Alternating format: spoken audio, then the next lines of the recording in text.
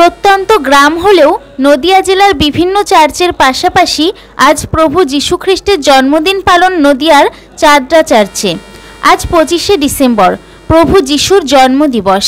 সেই উপলক্ষে বিশ্বের বিভিন্ন জায়গায় চলছে প্রার্থনা এবং জন্মদিবস পালন অনুষ্ঠান। সেই রকমই নদিয়ার বিভিন্ন চার্চের পাশাপাশি নদিয়ার চাঁদরা চার্চেও মহা সমারোহে অনুষ্ঠিত হচ্ছে প্রভু যীশুর জন্মবার্ষিকী পালন। সকাল থেকেই বহু মানুষের ঢল নেমেছে চার্চে। কাছে 8 থেকে 80 সকলেই প্রভু যীশুর জন্মদিবসে আনন্দ মুখর হয়েছে।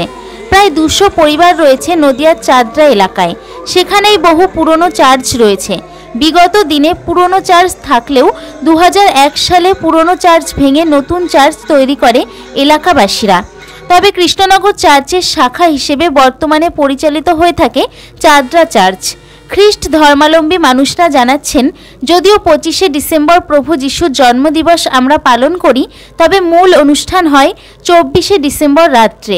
প্রার্থনার মধ্যে দিয়ে শুরু হয় প্রভু যীশুর আবাহন, যেখানে সেই প্রার্থনা অনুষ্ঠান দেখতে 20,000-এরও বেশি মানুষের সমাগম ঘটে।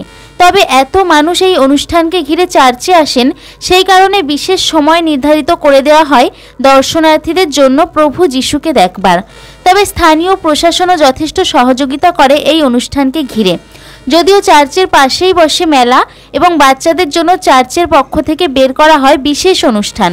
তবে কোনো রকম সরকারি সাহায্য ছাড়াই চাঁদরা চার্চ পরিচালিত হচ্ছে এবং তারা চাইছেন এই চার্চে সাধারণ মানুষ আসুক এবং এই উৎসবে মেতে উঠুক। Report NE Bangla. চার্চ আনুমানিক 1945 সালে প্রথম শুরু হয়েছে। প্রথমে শুরু হয়েছিল মাটির চার্চ। এই জায়গা ছিল অন্য জায়গায়।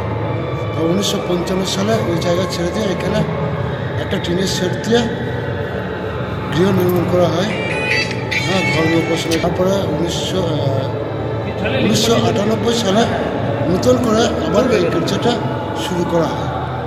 আর এই যে অনুষ্ঠানটা করেন আপনারা, আপনি তো বহু আগেকার অনুষ্ঠানে সব কিছু হচ্ছে প্রধানত অর্থনৈতিক দিক থেকে।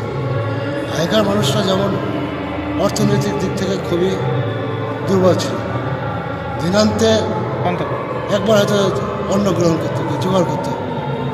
এখন মোটামুটি মানুষের কর্মসংস্থান একটু বেড়েছে, কিছু অর্থ উপার্জন করতে পারছে। আর সেখান থেকে আমাদের মণ্ডলীর একটা দান আছে, দান চাঁদা সংগ্রহ করে আমরা এই অনুষ্ঠানটা বড় করে করি। তো তখনকার দিনে এত জাঁকজমকপূর্ণ হতো না, ছোট্ট করে অনুষ্ঠান হতো। আমাদের ধর্মীয় উপাসনার যে মূল রীতি সেটা পালন করা হতো, সেটাই বড় ভূমিকা দেওয়া হতো। এখন বর্তমান যুগের সঙ্গে তাল মিলিয়ে নতুন করে যে পারিপার্শ্বিক বা প্রতিবেশীদের আরও উন্নত মানের ক্রিয়া আমরা দেখে আরও উন্নত। এই যে এত মানুষের সমাগম হয় চার্চে, প্রশাসনের কি ভূমিকা থাকে এখানে? প্রশাসনের ভূমিকা থাকে মুখ্য। আমাদের কিছু কিছু নিয়ম আছে ধর্মীয় উপাসনার কেন্দ্রে, যেমন ধর্মীয় কতগুলো দিক আমরা গুরুত্ব দিই। মন্দির মসজিদ মানে প্রার্থনা করার জায়গা, গির্জা। মানুষকে আমরা সেই ধারণা শেখানোর চেষ্টা করি। আর প্রশাসন আমাদের পাশে থাকলে আমরা ওনাদের সহযোগিতা পাই। যথেষ্ট সহযোগিতা। না, সরকারের সাহায্য আমরা কোনো সময় পাই। তার মানে এখনো আপনাদের উদ্যোগেই করা হয়? আমাদের নিজেদের কন্ট্রিবিউশন। আপনারা কি চাইছেন উদ্যোগ নিক চার্চের ব্যাপারে? না, চাইছেন। আপনার নাম? আমার নাম স্বপন বিশ্বাস। আপনি চার্চে কর্মকর্তা। সবার আগে সকলকে মেরি ক্রিসমাস। এই যে 24শে ডিসেম্বরকে নিয়ে আমাদের যে মাতামাতি, এটার আমাদের কি বলবো, তোমাকে বলে ভাষায় প্রকাশ করতে পারবো না।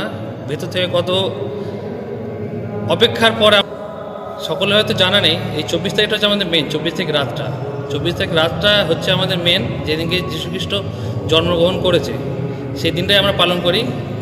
কিন্তু এই দিনটা হয়ে যায় 25 তারিখ। তো যা হওয়ার আমাদের গত রাত্রে হয়ে গেছে, ঠিক আছে। আর এই যে ডেকোরেশন তোমরা দেখছো, তোমরা একটু হয়ে গেছো লেট। কাল রাত্রে আসলে তোমরা হয়তো দেখতে পেতে এখানে ভিড় কেমন ছিল। মোটামুটি না হলো 20,000-এর মতো লোক ছিল এখানে।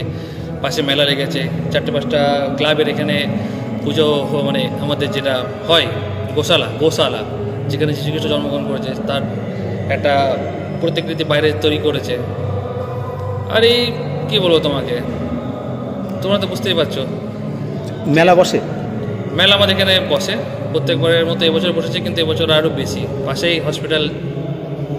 এই যে এই চার্চটা, এই যে নতুন বিল্ডিং, এই নতুন বিল্ডিংটা হচ্ছে 2001 সালে। এর আগে আমাদের এখানে একটা পুরোনো চার্চ ছিল সেটাকে, বাট এখানেও না হলেও 50-60 বছরের ওপরে আমাদের এই চার্চটা। এই শাখা এটা হচ্ছে মুক্তিনগর, কৃষ্ণনগরের পাশে মুক্তিনগর আমাদের হেড, তার ব্রাঞ্চ আমাদের এখানে। এটা এই চার্চের এতটাই ভিড় থাকে, তোমাকে কি বলবো, এই জন্য আমরা গেট বন্ধ করতে দিতে বাধ্য হই। এখন আমাদের গেট বন্ধ, বাইরে প্রচুর ভিড়, এবং রাত্রে এতটাই ভিড় যে আমাদের প্রশাসন থেকে এসে সাপোর্ট করে ভিড় কন্ট্রোল করার জন্য। প্রচুর ভিড় হয়। আর এই চার্চ থেকে মেনলি আমাদের খ্রিস্টজাগ হয়, যীশু খ্রিস্টকে কেন্দ্র করে, আর সেরকম কিছুই হয় না।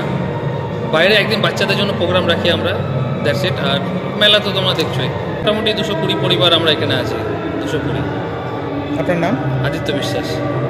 আপনি চার্চের? আমি গ্রামেরই, এই পাড়ারই একটা ছেলে, ঠিক আছে। আমরা দায়িত্ব নিয়ে করি।